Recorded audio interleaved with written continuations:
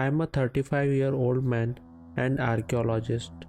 I have always been interested in human civilization and history, so I joined archaeology profession. This incident happened while I was working for a not-for-profit foundation which was dedicated to archaeological endeavors. One archaeological site had recently been discovered in Peru and excavation was in process.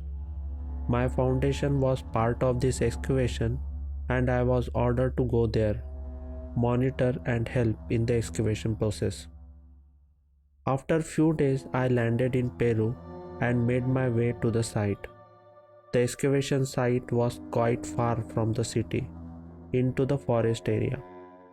Dozens of local workers were busy in digging. A few stone sculptures, ceramic vessels, and other objects had been discovered so far from the site. I assumed command of the excavation, overseeing the delicate process, guiding and monitoring workers. The locals, however, were not pleased. They believed we were disturbing sacred ground, angering their deities. Protest had erupted and the police had to intervene to maintain order. Accusation of desecration hung in the air, but I dismissed them as apprehension of local people trying to protect what they held dear. Little did I know that their fears were not entirely unfounded. That place always had an eerie vibe, like some sinister presence looking at me from the forest, but I ignored it as my imagination. The work was cool, like 9 to 5 job. We would arrive in the morning, do the digging, work until 5 p.m. and go back to the city, and Sunday was the rest day. Weeks went by without much issue.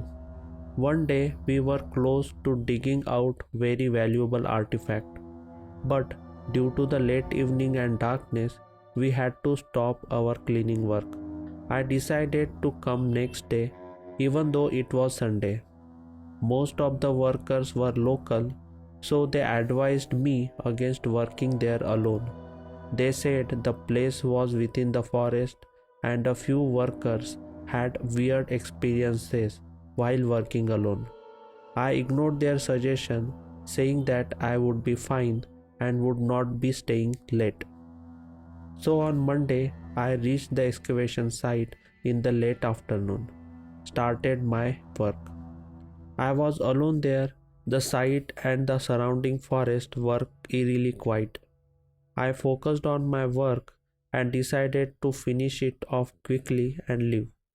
By the time I was nearing completion of my planned work, there was a sudden change in the atmosphere. Dark clouds had gathered in the sky.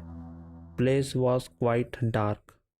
The forest fell silent again, with no bird sound and rustling leaves. I was still doing my cleaning work when I heard a low growl.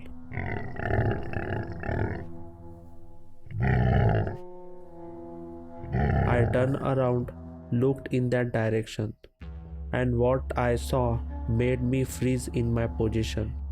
A creature, half human and half wolf, was standing on its two back legs, towering 7 feet tall.